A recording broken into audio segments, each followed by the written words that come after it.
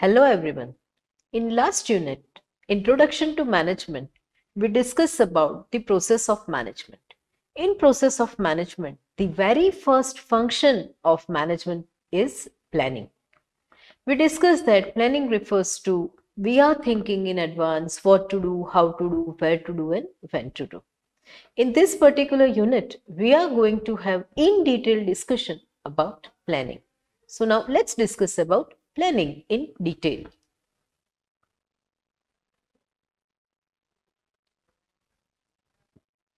Students, planning, as I told you, is deciding in advance what to do, how to do, where to do, and when to do, where we are and where we can in future. Let's discuss about definition of planning given by three different management thinkers. First, by Kunz and O'Donnell. According to Kunz and O'Donnell, planning is an intellectually demanding process. It requires the conscious determination of courses of action and the basing of decisions on purpose, knowledge, and considered estimates. So, according to Kunz and O'Donnell, it is demanding process, intellectual process. Why? Because manager, each and every person who is planning has to think. And different decisions are going to be taken. Now, second definition, according to George Terry, planning is the selecting and relating of facts and making and using of assumptions. Student, most important thing. According to George Terry, we are making assumptions. Why we are making assumption? Because we are planning today for future. Future is always uncertain, unpredictable. That is why we have to make certain assumptions regarding future. The visualization and formulation of proposed activities believed necessary to achieve desired result. As I told you, in planning, we are thinking in advance what to do, how to do, where to and when to do. And why we are doing this? So that we can achieve the goals. And now discuss about the third definition by Louis Allen. A plan is a trap laid to capture the future. We want to capture future. Why? Because we want to achieve goals. Now, students, let's discuss about planning process. Students, there are 7 steps in process of planning. Student, do remember that chronological order remains same. You cannot make any change in this chronological order. The first step in process of planning is setting up the objective. Managers will set up the objective. These objectives are for future, for which all the employees of the firm are going to work. So, the managers set up very clearly the objectives of the company, keeping in mind the goals of the company, the physical resources, the financial resources. After setting up the goals, managers have to think about certain assumptions. These assumptions are known as premises. So, second step in process of planning is developing premises. As I told you, premises are assumption. We can say that it is one kind of forecast made keeping in view existing plans with the help of past information. Students, these premises are divided in different parts: internal, external, tangible, intangible, controllable, semi-controllable, uncontrollable, constant and variable. Premises which are within the organization are known as internal premises, like number of employees, machines, methods. Opposite of it is external premises. External premises are based on factors that are outside the firm, like market condition, materials, etc. Student, the second type are tangible, intangible. Tangible premises are premises which can be measured quantitatively. Opposite of it, intangible. Intangible refers to which we cannot see, we cannot touch, like honesty of our employee. Can we touch it? No, we can only describe it. The third type of premises are controllable, semi-controllable, and uncontrollable. Controllable, as its name suggests, which can be fully controlled, refers to the assumptions about those factors pertaining to the firm, like product, rules. Second is semi-controllable or partly controllable. The partly controllable premises include assumptions about those factors which are only partially controllable through proper management policies, proper decision, like industry demands, the share of the firm in the market, union and firm managers relations. Third type of premises are uncontrollable. Absolutely non-controllable premises refers to the assumptions about the economy, the political situation, strike, natural calamities, new discoveries, inventions, etc. So controllable means control by the firm, semi-controllable means partially controlled, and uncontrollable means which cannot be controlled by the firm. And now last classification, constant and variable. As name suggests, constant factors are ignored in planning. Why? Because they remain same. They behave in the same way. So it won't have any effect on our planning. But variable means which varies, which changes, have significant impact on our planning. Students generally internal premises are fixed or constant and external premises are variable. Now let's discuss about the third step in process of planning, listing the various alternatives for achieving the objectives. Now students, let's take one example. Suppose goal of one firm is increase in sales. So step number 1, setting the objective. What is the objective? What is the objective? We want to increase our sales. For that, what we have to do? We have to think about different factors which affect the planning. Now, student, do think which factors affect the planning of increase in sales? Raw material, electricity, employees, etc. So in second step, we have to think about different factors which affect planning, popularly known as premises. Now let's talk about the third step, listing the various alternatives for achieving the objectives. After setting up the objectives, the managers are going to make a list of different alternatives, different options by which the firm can achieve the objectives. Now let's continue with our example. If the objective is to increase in sales, then what we can do? We can increase our sales by adding more products or by offering discount, or we can increase our marketing efforts, right? So managers are going to list out different alternatives, options available to achieve the goal. Then the fourth step, evaluation of different alternatives. After making the list of various alternatives, along with the assumptions, along with the premises supporting them, the manager starts evaluating each and every alternative and making the note of positive and negative impact of each and every alternative. So after this, the manager starts eliminating the alternatives with negative as well as positive aspect. The fifth one is selecting an alternative. The best alternative is selected, but as I told you, there is positive and negative impact to be evaluated. Sometimes, instead of selecting one alternative, a combination of different alternatives can also be selected. The most ideal plan is most feasible, profitable, with minimum negative impact. So, student, I repeat, the first step is we are setting the objective. The second one is developing premises. Third one is listing out various alternatives so that we can achieve goal.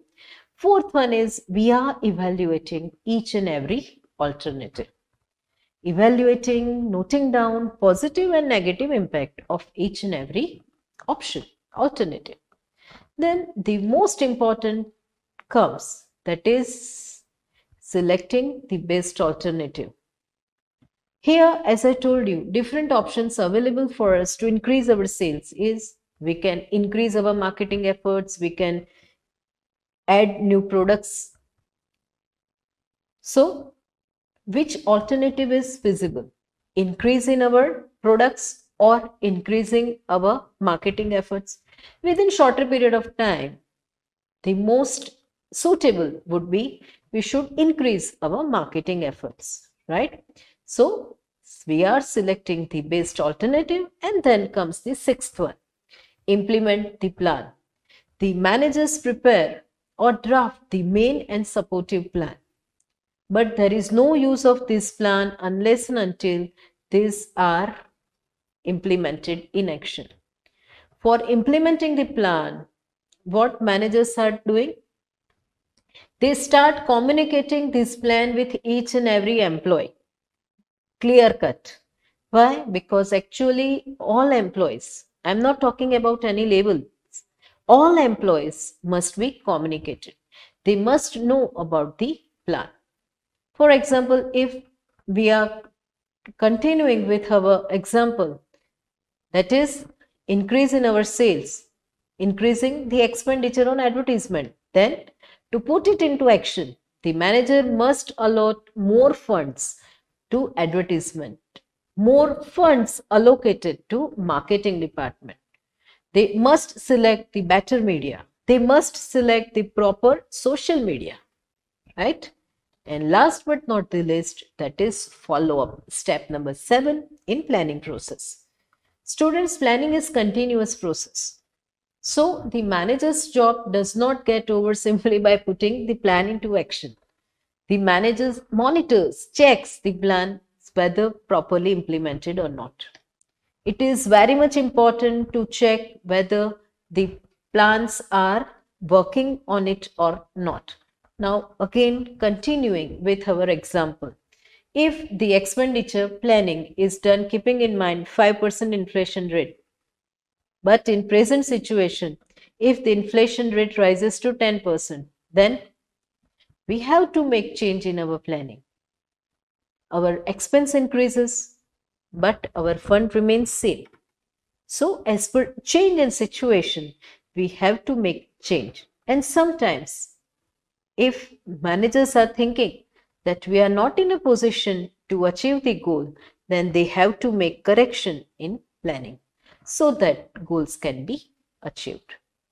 Students, now we are going to discuss about types of plan.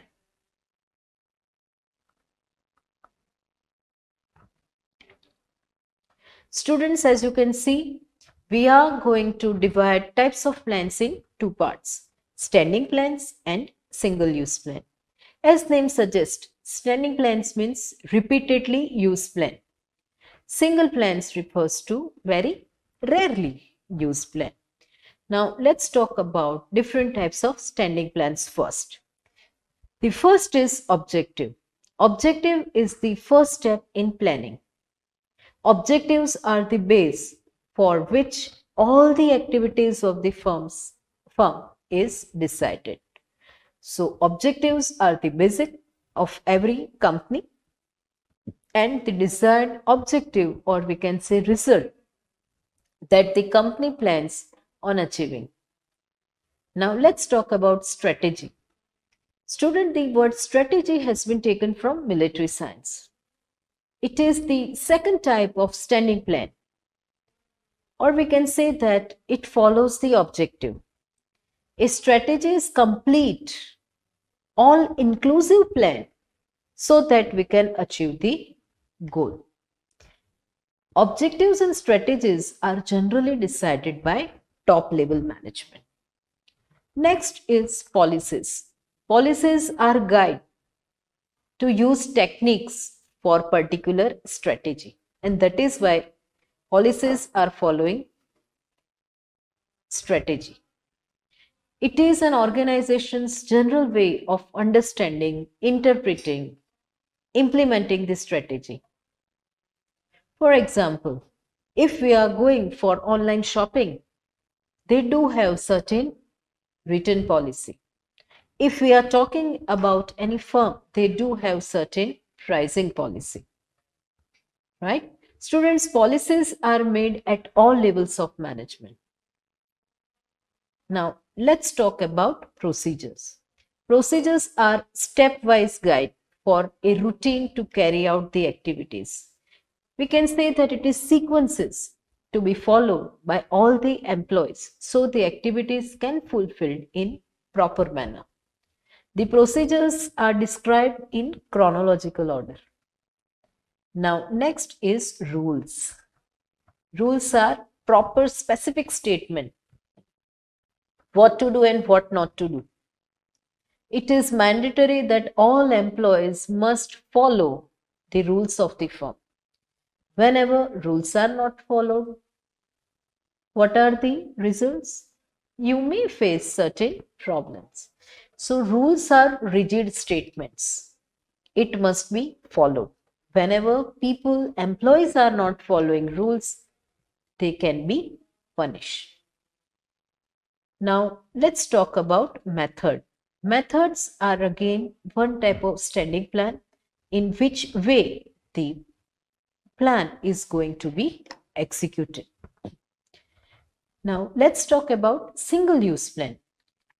As its name suggests, single use. That means single or rarely used plan, not repeatedly used plans are known as single use plans. There are two types of single use plans, programs and budgets. Programs are detailed statement that gives us idea about company's policies, rules, objectives, etc. These programs are important in implementation of all types of program. Second is budget.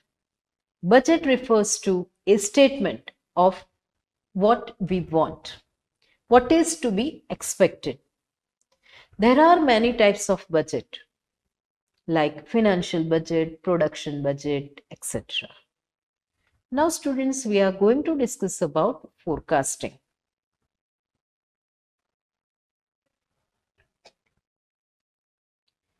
Students, forecast. To forecast means we predict. Each and every day in news channels we heard this word, forecasting, weather forecasting. So simple word meaning of forecasting is we are predicting.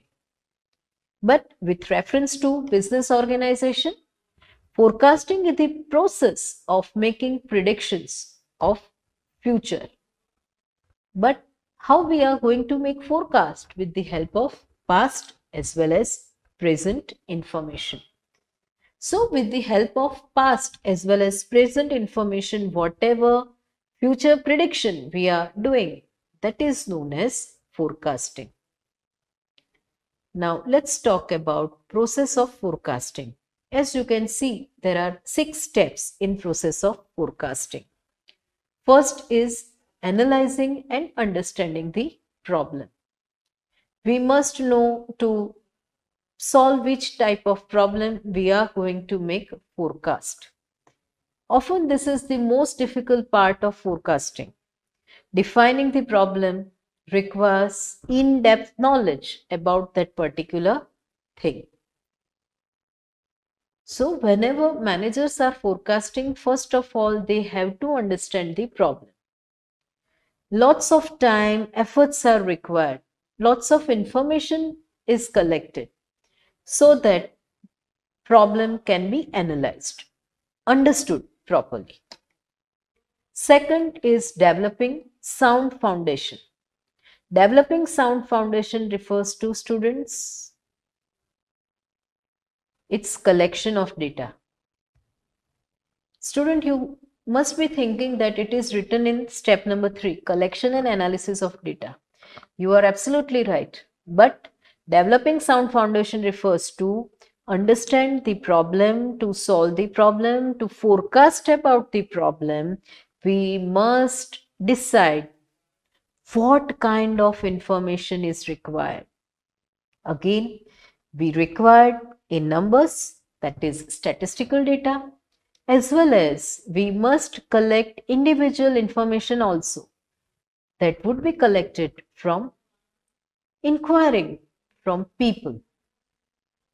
So, developing sound foundation refers to deciding from which way we are going to collect the information, we are going to collect the data. Why? It is important because we are predicting about future, and future is always uncertain. The next step is collection and analysis of data. We have to collect the data as per decided in step number 2. We have to analyze data. Then we have to think about future. That is step number 4, estimating future events. Then after, we are comparing the result. We are choosing the best one and we are evaluating the actual result. Now let's discuss about meaning of decision making. Students, each and every time we are talking about decision. Decision means what? Whenever we are having different options available, we choose the best option, that is decision making. Every action of a manager is generally outcome of a decision. Whenever we are having range of options available, out of that whatever the best one we are selecting, that is decision making. So decision making is the selection based on some criteria from 2 or more possible alternatives, according to George Terry. According to Massey, a decision can be defined as a course of action consciously chosen from available alternatives for the purpose of desired result. So whenever we are having different options available, choice of best option so that problem can be solved is known as decision making. Now let's talk about process of decision making. Student, as you can see, there are 6 steps in process of decision making. One by one, we are going to discuss. Step number 1, identification of the purpose of the decision. In this step, the problem is thoroughly analyzed. There are a couple of questions one should ask when it comes to identifying the purpose of decision. What is the problem? Why we should solve this problem? Who are the affecting parties, stakeholders, people who are going to suffer because of this decision? Then step number 2, that is analyzing the problem. Again, information gathering. We have to collect information related to problem. Step number 3, developing alternative solution. That means we have to think about different options available to solve the problem. Step number 4, selecting the best solution. Out of different options available, we are going to select the best option available. It is just like brainstorming. Then converting decision into action. Converting decision into action refers to executing the decision. Convert your decision into a plan or a sequence of activities. And last but not the least, follow up action. That means evaluate the result of your decision. See whether there is anything you should learn and then correct in future decision making. This is one of the best practice that will improve the decision making skills. Now let's discuss about types of decisions. Students, as you can see, there are 6 types of decision. Program, non-programmed, major, minor, routine, strategic, individual, group, tactical or policy and operational, organizational and personal decision. Now let's talk about one by one. First one is programmed and non-programmed decision. As its name suggests, programmed decisions are concerned with problems of repetitive in nature. Program means we are having sequence of activities. So program decisions are concerned with the problems of repetitive in nature, or we can say routine type. Opposite of it is non-programmed decision. Non-programmed decision means all of a sudden this particular problem arises. So we don't have certain rules for it. Whenever we are having very much difficult situation, we can say that it comes under non-programmed decision. Purchase of raw material is programmed decision, right? But sudden fire in the organization, for that we do have certain rules and regulation, but we are not going to open the book and read it. Whatever comes to your mind first, you are going to apply it. Second is routine and strategic decision. Routine decisions are related to general functioning of the organization. They do not require much evaluation and analysis. Opposite of it is strategic decisions. Strategic decisions are important which affect organization goals and other important policy matters. The third type is tactical or policy decision and operational decision. Decisions related to various policy matters of the firm are policy decision. These are taken by top level management and they are having long-term impact. Opposite of it is operational decision. Operational decision refers to, it is related to our day-to-day routine decision. Fourth is organizational and personal decision. Organizational decision refers to decisions related to the firm, and personal decision means decisions related to individual itself. So when firm purchase car for managing directors office use, it comes under organizational decision. But when manager purchases car for his personal use, it is personal decision. The fifth type of decision are major and minor decision.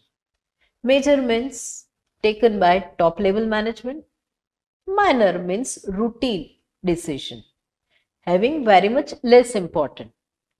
So purchase of car is major decision, but purchase of office stationery is minor decision. And now sixth type of decision, individual and group decision. When decision is taken by single individual, it is known as individual decision. Usually routine types of decisions are taken up by individual as per the policy of the firm. Group decisions are taken up by a group of individuals, or we can say that in most of the firms it is taken up by a committee. Generally very important and pertinent matters for the organizations are taken up by group decision.